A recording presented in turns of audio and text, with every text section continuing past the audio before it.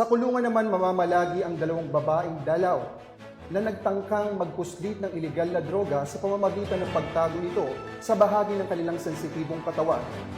Siya ay nahuli matapos kapkapan ng mga babaeng jail officer ng Antipolo City Jail upang masiguro na walang kung ano pa mang ilegal na bagay na maipupuslit sa loob ng kulungan. Patrolwoman Marjorie Bacani sa report. Tinatayang nasa 1,360,000 halaga ng shabu ang nakuha sa dalawang babae sa Antipolo City Jail, Sitio Pulong Banal, Barangay San Jose, Antipolo City nito lamang ika-12 ng Marso taong kasalukuyan. Kinilala ni Police Colonel Felipe B. Maragon, Provincial Director ng Rizal Police Provincial Office, ang mga suspect na sina alias Sally, 34 na taong gulang, at Kath, 39 na parehong residente ng Barangay San Isidro, Antipolo City.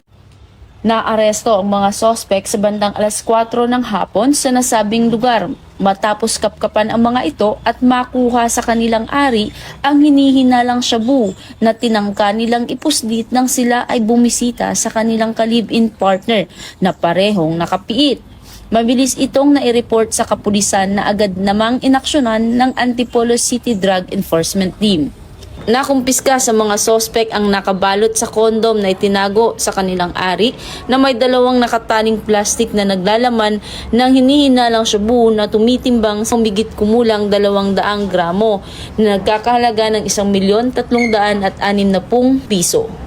Nahaharap ang mga sospek sa kasong paglabag sa Republic Act 9165 o Comprehensive Dangerous Drugs Act of 2002. Nagpaabot naman ng mensahe si Police Colonel Felipe B. Maragon, Provincial Director ng Rizal Police Provincial Office.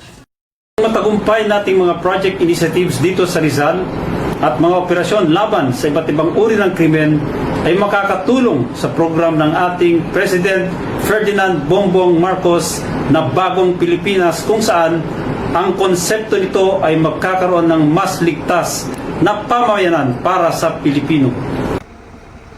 Mula dito sa Calabarzon, ako po ang inyong Police News Network Correspondent, Patrolwoman Marjorie Bacani. Alagad ng batas, taga-taguyod ang balita mo.